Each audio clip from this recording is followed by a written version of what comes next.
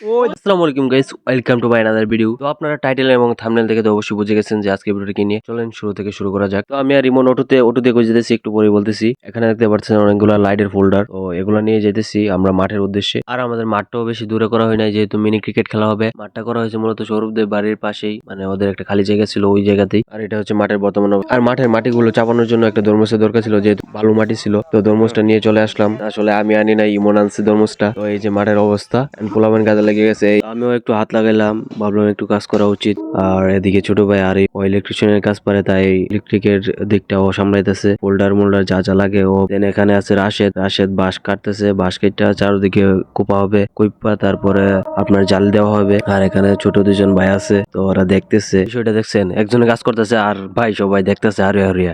এটা কিন্তু আমরা বাঙালির স্বভাব।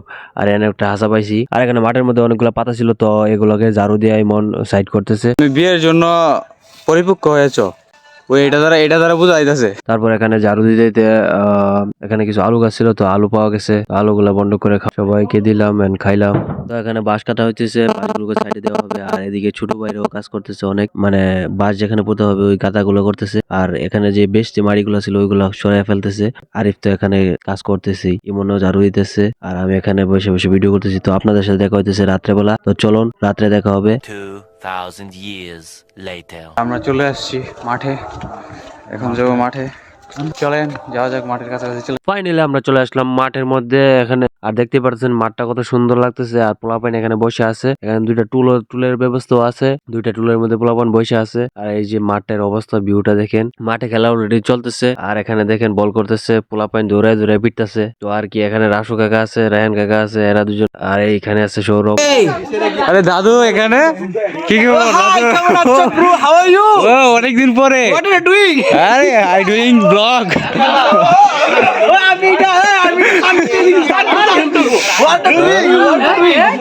সান্টু শিখছে। তো যাক, ব্যাপার না, যুগছে পার্ট। এখন খেলা শেষ প্রায়, তো নতুন ম্যাচ শুরু হবে। আর নতুন ম্যাচ শুরু হবে। তো আমি তো খুশি, নতুন ম্যাচের মধ্যে ব্যাটিং পেয়ে গেছি। টাকার প্লেয়ার আপনি লন্ডনের গেমটা শেষ করে আসছেন, টুর্নামেন্টটা। হ্যাঁ, থাইল্যান্ড থেকে। ভাই আপনার ট্রফিটা কি? এটা ট্রফিটা? ও আচ্ছা ভাই, এটা দয়া সুখে তো সাজায় রাখেন, জান। যাক, বসে খেলা দেখতেছি। সিনিয়র পার্সনরা নামছে মাঠে, তো ওরা খেলুক। ওনারা খেলার পরে তারপরে আমরা নামবো।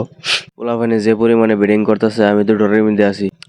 যে পরিমাণে সুন্দরভাবে ব্যাটিং করতেছে, আমি না নামতে পারি, চান্স নি না পাই। আর পোলাপানে ফিল্ডিংও কিন্তু দারুণ করতেছে, করা ফিল্ডিং। ওরা তো খেলতেছে সেরা, কিন্তু এদিক দিয়ে সৌরভে কি করে, গাছের পাতা সবুজ,